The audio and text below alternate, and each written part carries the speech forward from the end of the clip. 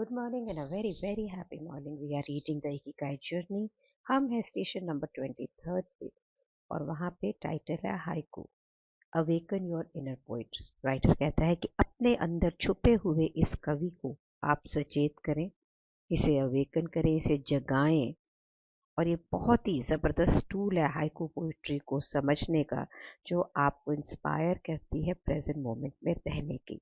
सो haiku basically एक Japanese poetry है जो तकरीबन 3 लाइन्स के अंदर अंदर ख़त्म होनी होती है। इसका जन्म 1644 के बीच में, 1644 से 1694 के बीच में, वो जो बैशो मात्सु एक हाइकू मास्टर उन्हें गिना जाता था। इस डिटेल में जाने की बजाय कि इसको कब शुरू हुई और कैसे शुरू हुई, ये देखें कि इस बुक के अंदर ऑथर्स ने क्या अपने को हमें क्या बताने की कोशिश की है इसके थ्रू, कि ये एक आर्ट फॉर्म है और इसे जापानीज भाषा के अलावा दूसरी भाषाओं में भी लिखा जा सकता है।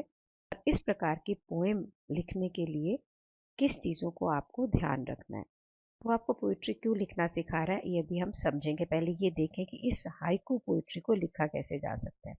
इसमें 3 वर्ड्स से ज़्यादा ना हो और कोई ज़रूरी नहीं है कि ये राइम करने ही नहीं चाहिए, बल्कि और इतना शॉर्ट होने चाहिए तीनों वर्ड्स कि उसको आप एक ब्रेथ के अंदर पढ़ सकें। जैसे कि हेक्टर की लिखी हुई है यहाँ पर, petal dance idling wind eternal spring time.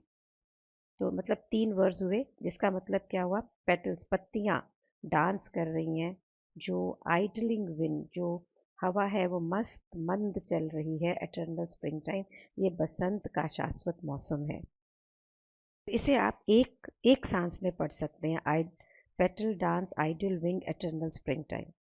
और इसके अंदर ये प्रीफर किया जाता है कि आप प्रकृति के किसी न किसी चीज़ को, किसी सीज़न को रेफर करें, और ये हमेशा प्रेजेंट टेंस में लिखी जाती है। और उसके लिए आप वर्ब्स को ओमिट कर सकते हैं, आर इज, इसे लिखने की ज़रूरत नहीं है।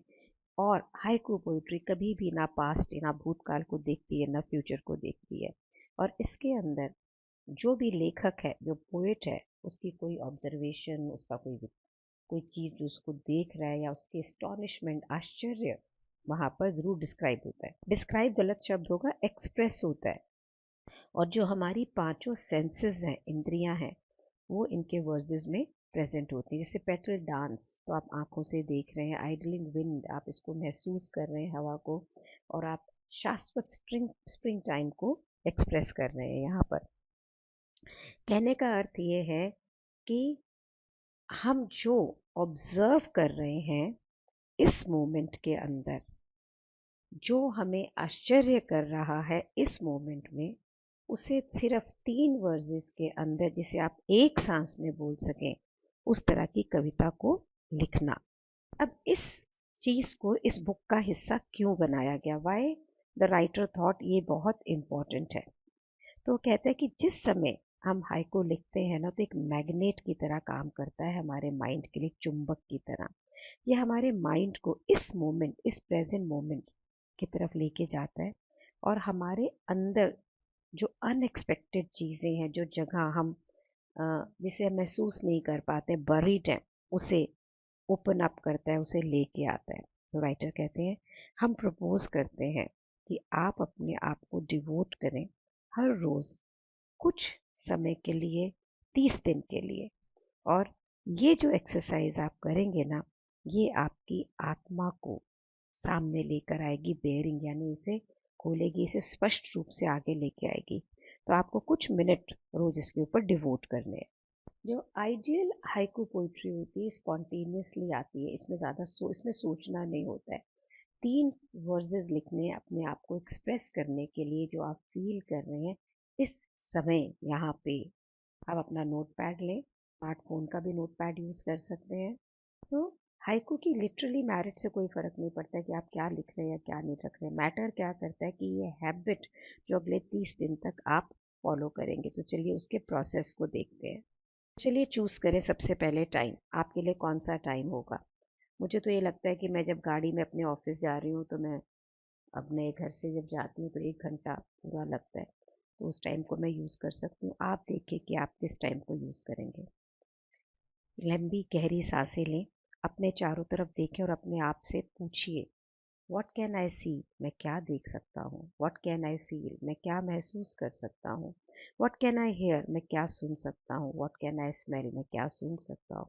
इस एसेंस का, इस प्रेजेंट मोमेंट का सार क्या है मेरे अंदर, मेरे आसपास? इन प्रश्नों का उत्तर देने के बाद आप अपने आप को सोचने का मौका ना दें और सिर्फ जो आपको इस इन प्रश्नों के उत्तर में एमर्ज करे उसको 3 ब्रीफ लाइनों में लिख दें। और मैं अभी आपके सामने इसको देखूं, व्हाट आई कैन सी, मैं ये देख रही हूँ कि सुबह सूर्य उदय होने का एक, अभी भी अंधेरा है थोड़ा, तो बहुत ही ब्यूटीफुली कुछ लाइट्स हैं, पर मैं वेट कर रही हूँ सूर्य की। मैं क्या महसूस कर रही हूँ? बुक पढ़ते हुए मैं बिल्कुल एनर्जाइज्ड हूँ। मैं क्या सुन रही हूँ? मैं साइलेंस बिलो द साइलेंस सुन रही हूँ। मैं क्या स्मेल कर रही हूँ? ये सुबह की मंद मंद जो हवा के झोंकों के साथ में कुछ सौंधी सी खुशबू से महसूस कर रही हूँ। What is the essence of this moment? इस मोमेंट का सार क्या है?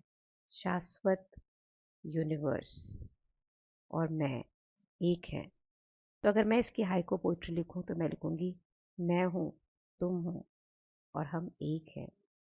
This will be my poetry, means I am one with universe today, right now, at this moment. ऐसा आपको 30 दिन तक करना है और आप उसको रोज पढ़ें। तो अगर आपको ये लग रहा है कि आप किसी चीज़ को बार बार रिपीट कर रहे हैं ना, तो शायद आपके हाइकू आपको ये क्लू दे रहे हैं कि आपको क्या चीज़ें अच्छी लगती हैं, किस चीज़ को आप ज़्यादा वैल्यू करते हैं, या आपकी ज़िंदगी कहाँ को जा रही है।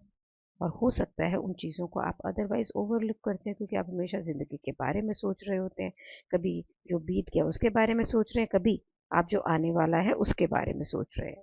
एक तरह से ये एक्सरसाइज है आपको प्रेजेंट मोमेंट में रखने की, अपने आसपास के वातावरण को महसूस करने की, ऑब्जर्व करने की, उसको एक्सपीरियंस करने की और फिर उसे एक्सप्रेस करने की, बहुत ही थोड़े शब्दों के अंदर। नहीं तो इंसान को कितनी आदत होती है ना, कितने सारे डिस्क्रिप्शन देता है, यूं तू।